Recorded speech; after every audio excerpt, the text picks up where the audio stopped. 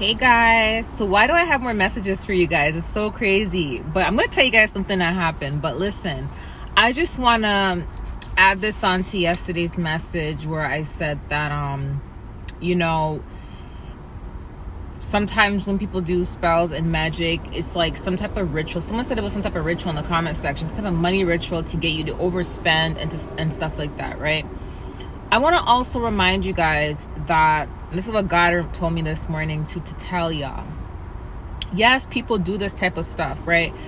But it's also up to us to have responsibility. And I've mentioned this before. It's up to us to have the responsibility to fight back and to use our discernment and to just be responsible. It's kind of like, let me give you an example. It's like if you know that you have been a targeted individual when it came to spiritual warfare, and if you know that someone is specifically trying to target you and specifically trying to bring you down, and they use whatever type of magic or spells or manipulation or whatever tactics they use to get under your skin, to pull you down, because you're aware of this mentally, this should be more of a reason for you to be on your P's and Q's. Do you see what I'm saying? Like, no, I'm not saying that what they're doing is right. Believe me, I'm not saying that. I'm so against it, and I'm struggling with this myself. Okay, I'm struggling. I'm not gonna say I'm struggling because God is getting me through it, but I've been fighting off warfare for a very long time myself. Okay, but let me give you an example so you guys can understand where I'm coming from, because I have to explain things in specific details, because some people, they don't understand what I'm saying, or some people will understand and then some people won't. So I just want to go into details about it. So me putting out the message yesterday, warning you guys about certain things. When I warn you guys about certain spells that people are using, certain tactics people are doing, God shows me this stuff, right? And because I've experienced some of it, I know how it feels, and I also know what to do to fight through it. And obviously you got to pray and stuff, but I know deep down your biggest strength will be doing the opposite of what they expect you to do. They expect you to be overly tired. They expect you to sleep in. They expect you to cancel your day, all of that. Do the opposite of it. Regardless if you have a stomach ache, headache, or what. Yes, it's fine to take breaks. Yes, if it's really, really bad to where you have to rest, then rest. If it's really that bad, chances are you're going to have to really go on a fast, a whole fast. Whether you're doing an Esther fast or a Daniel fast, you're going to have to go on a fast and get into heavy worship prayer so you can ask God to help you break whatever they're doing to you, right? But with that being said, me putting out these messages, to be honest, it often does target me in a way, because you have to understand that not everyone that watches me is following God, and not everyone that watches me is agreeing to my messages. And some people that do watch me, they are into this stuff. I'm not saying everybody. Some people are into this stuff, and they will watch my videos, and low-key behind the scenes they're doing this stuff, right? When they hear me reveal things to you guys, expose things to you guys, it upsets them, right? And let me tell you what God showed me last night. Okay, I told y'all there's a specific person. One thing about me is I don't have to expose any names, expose people to get my testimony across. That's not who I am. I don't slander. I don't put people down. That's something that God specifically told me not to do. That's not my personality. I am a very respectful person. I show people respect so I can get respect in return, right? But I can definitely tell you my testimony without throwing names out. And there's a specific person that has been bothering me for years, okay? And me putting out certain messages triggers her, because it's exposing her and it embarrasses her, right? And it's nobody on YouTube, so please don't try to tag anybody in this video, because people do that, and then they literally will twist things and make it seem like I'm talking about someone on YouTube when I'm not, and then cause a whole bunch of drama with me and other people, and I'm not. It's just someone that is not on YouTube, okay? Last night, she said to me that I have a lot of balls for exposing stuff, right? And then she went along with whatever it is she was doing magic wise. what was shown to me, and this is not, God is my witness. God is my witness. Hallelujah. If you guys don't believe me, go and pray and ask the Lord. Thank you to you guys who actually pray and ask God, and God showed you. Some of you guys were able to actually see what I'm going through. This girl has downloaded my photos. Okay, downloaded my photos, and she has collected graveyard dirt, and she's been doing these rituals for a very long time. And you know, when I felt what she was doing last night, I automatically got on my knees. I prayed in tongues, and you know, I asked God to cover my house and stuff, and I felt it, but I was still able to sleep through it. It doesn't affect me like it used to. But the way it made me feel this morning was, it made me feel extremely tired.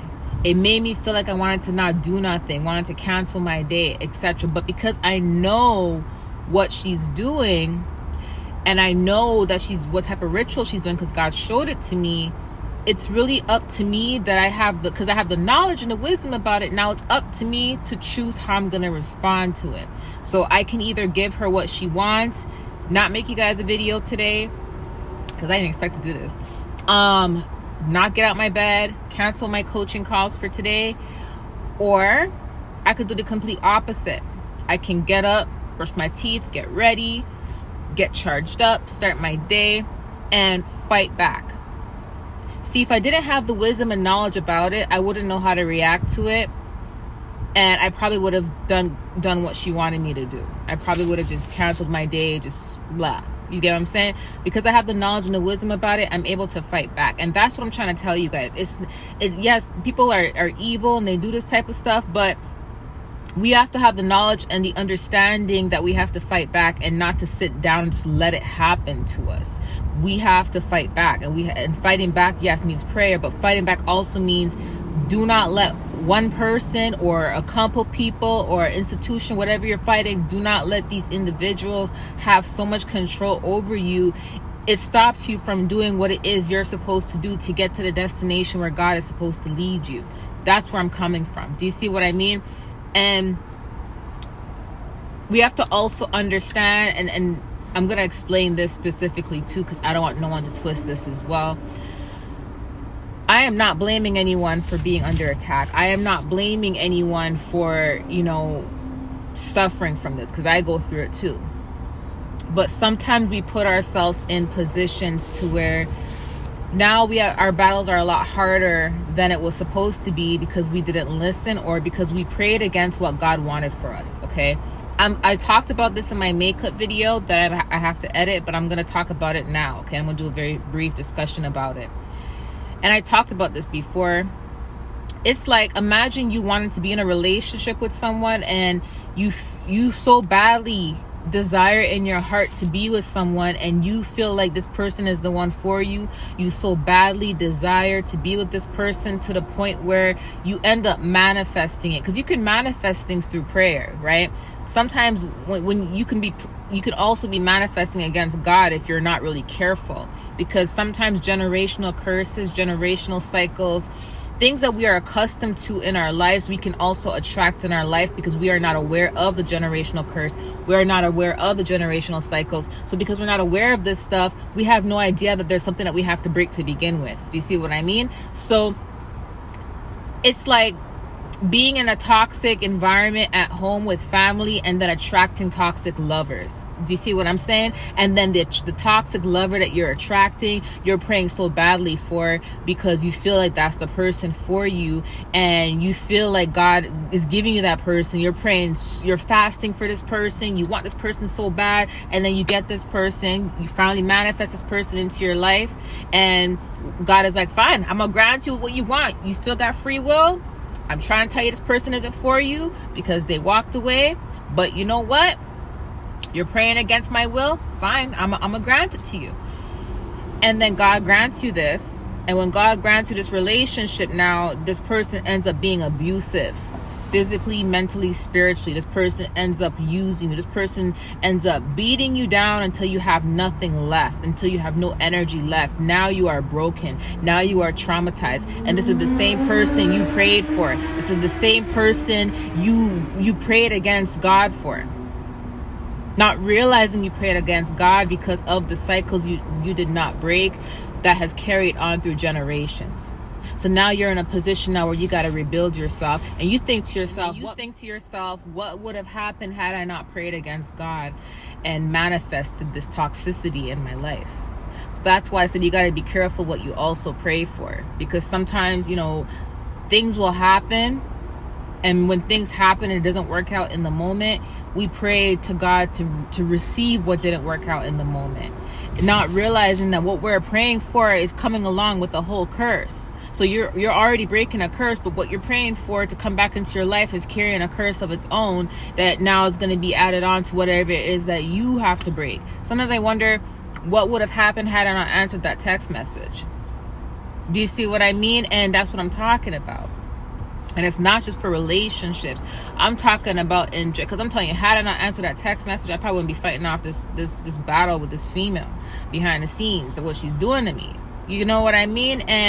But at the same time, I know the reasoning behind it.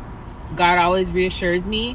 And I know, right? But I'm giving you guys that as an example, because not everyone's testimony is the same. You see what I'm saying? And let me give you guys an example. It's not just with relationships. It's also with like a job. You can be praying against, you know, what God really has for you. And because you're stubborn and you want what you want, your heart's holding on to and so badly desires it, you think that God has given it to you because you so badly feel in your heart you desire it, not realizing that God has something better. And then God says, you know what, I'm gonna just give it to you. And then God gives it to you, and you're like, oh my gosh, I wish I didn't move across the country to this place, take this job, because look what I'm going through right now. Oh my goodness, when God could have had something way better for you. So we have to be careful not to pray against what God is trying to do. Okay. Another example of that was the riots, the Capitol. Like, look what happened to the Capitol. Like, the decision has already been made. You know, you can't change the decision, but everybody was trying to go against the decision and forcefully manifest and make things happen for themselves. And look at the disaster it caused. Look how much people lost their lives at the Capitol. Look at what happened behind the scenes. Do you see what I'm saying? Because everyone tried to go against what the will that's already been done. Because if it wasn't supposed to be done, it wouldn't have been done. Do you see what I mean? But because everybody wanted to go after what their hearts desired and went against whatever already happened, it caused a disaster. So that's another example. And let me go into what God showed me, because relating to this message the other day, I was sleeping and God gave me Genesis. And what he showed me with Genesis was he showed me the apple on the tree. And guys, remember how God said, do not eat this apple. No matter how good the apple looks, don't eat it. And you know, the temptation was there, and Eve gave the apple to Adam, and Adam ate the apple, and there was a serpent. Right when I saw the Genesis, I also saw a vision of a snake, and God was telling me Genesis. It's the same concept with life. You know what I mean? Just because it may not be food. It may not be food, but it can be that job you so badly desire, and God is saying I have something better for you, but you're praying against what God already has for you. Or that man or that woman looks so good on the outside, you know, you think she's your wife, and before you know it, you're the whole time you're making love to a whole, you know, person who's into like black magic, not realizing, you know, and I talked about this before. So it's like the apple on a tree. You have to refer the apple on a tree, and God's saying not to eat it. You got to refer that to also things in everyday life. If it's for you, God will make sure you have it. God will make sure you receive it. Okay. But if you pray against what God wants, you still have to deal with the consequences. You still have to, God will help you get through that. Yes, it may not be a good battle, but we still also have to take accountability for opening certain doors in our lives, right? Because we had decisions, and even if we don't know what's behind that door, this is why we have to be very careful. We have to pray, because they did not know what was in that apple. They had no idea what was going to happen if they eat the apple. They were just told not to eat it. You see what I mean? So we just have to take responsibility as well for our lives. I know it's difficult. It's not easy fighting off this stuff. I'm telling you, it wasn't easy for me to get stuff done today, but I'm still here. I got up and I got stuff done, you know? And that's why I want to tell you guys, you still have to fight back.